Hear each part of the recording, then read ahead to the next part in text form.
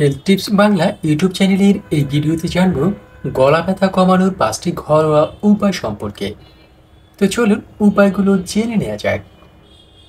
গলা ব্যথা হলে আপনি গরম জল দিয়ে কুলি করতে পারেন। হালকা কুসুম জল দিয়ে আপনি কুলি করলে হয়তো গলা ব্যথা থেকে অনেকটাই পরিত্রাণ পাবেন। নাম্বার 2, গলা ব্যথা তীব্র হলে আপনি মধু ও আদা দিয়ে চাপ মানিয়ে পান করতে পারেন।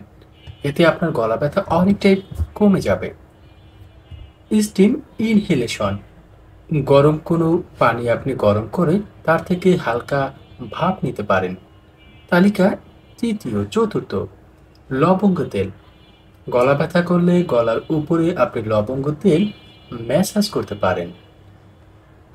পঞ্চম, অ্যালোভেরার জুস, আপনি গলা ব্যথা করলে অ্যালোভেরা জুস খেতে পারেন। আবার অ্যালোভেরা জুস দিয়ে আপনি কুলি করতে পারেন। আর